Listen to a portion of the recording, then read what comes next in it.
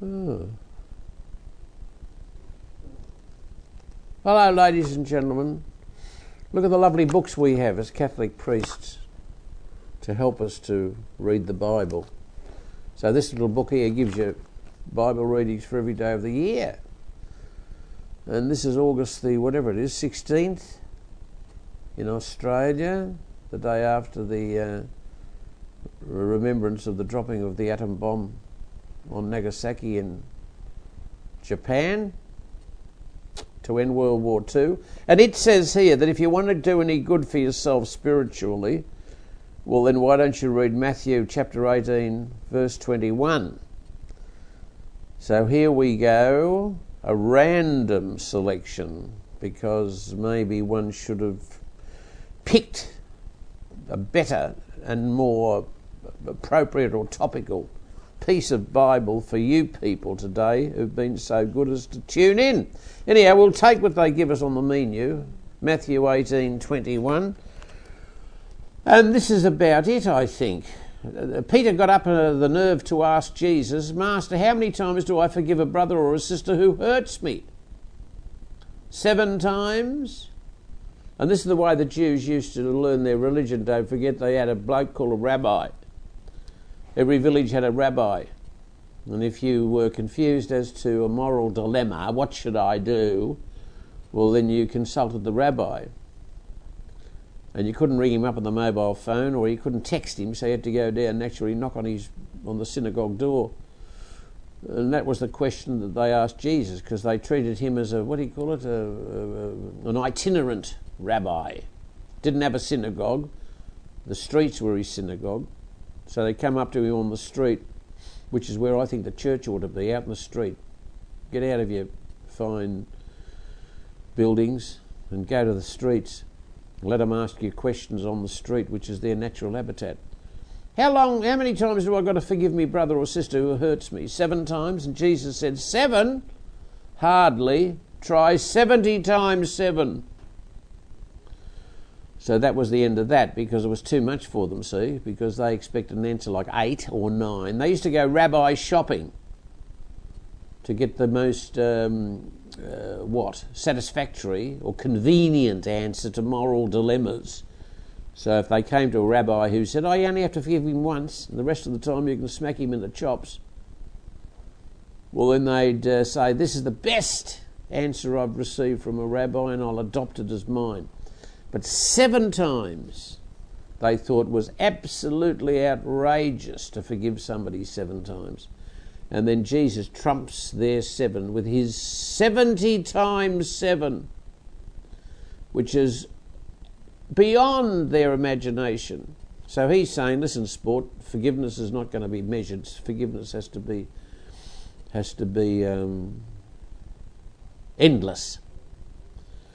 And then he went and told him a story, which he often did, having slapped him with a dramatic piece of advice. Because it's only advice; he's not going to bind him to anything.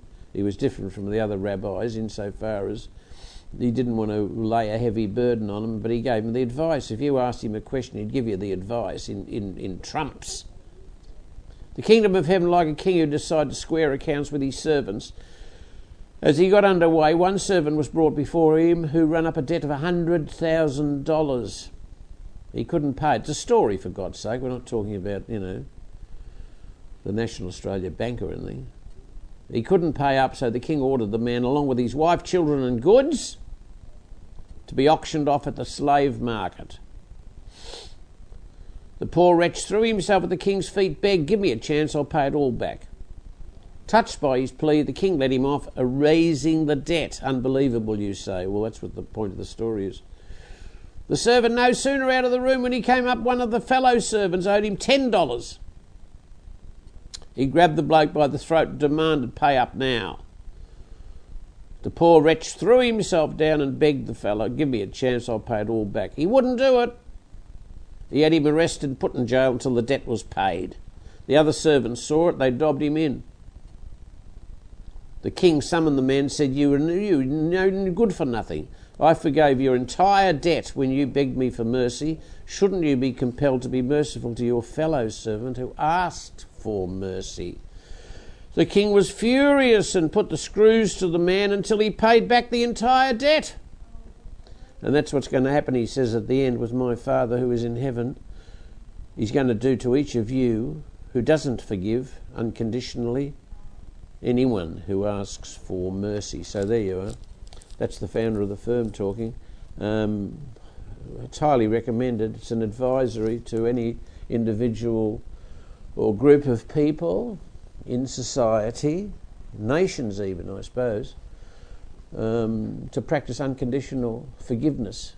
It doesn't mean forgetfulness. How can you forget, having the bomb dropped on you and you're still suffering 60 years later from the genetic fallout from the dropping of the bomb, Nagasaki and Hiroshima. But because we believe then the end justifies the means. We can't make up our minds now whether we believe in the end justifies the means. Should we keep asylum seekers away from our shores in case they contaminate us and put them in almost eternal detention? But you see, we've fooled ourselves that these parables from the founder of the firm, which, and mind you, they're not exclusive to Jesus. They've been rattling around the human race's brain box for at least 5,000 years, through the Jews and then through the Buddha, and also through the Hindu spiritualities, through the dramatic stories the Hindus lived off, and then later, of course, even the Prophet Muhammad recommended the same. Believe it or not, after 9/11, when we all were convinced by Mr. Bush that in fact the Islamic religion was an unforgiving religion. Not true. The founder of the Islamic religion was a great proponent of forgiveness. Don't kill those prisoners of war, he told his mates. Leave them alone. And in fact, do you realise your prisoners of war have left behind them women and children? Now what you should be doing, if you're going to keep these people here prisoners, he said you should send money to their wives and children.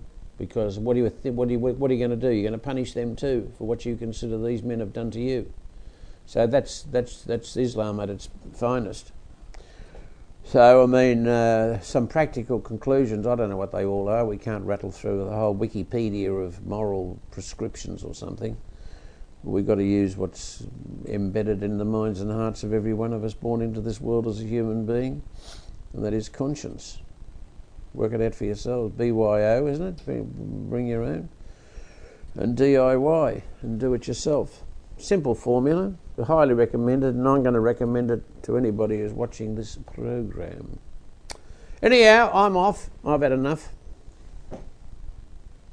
How do I get out of here? Take me book and go.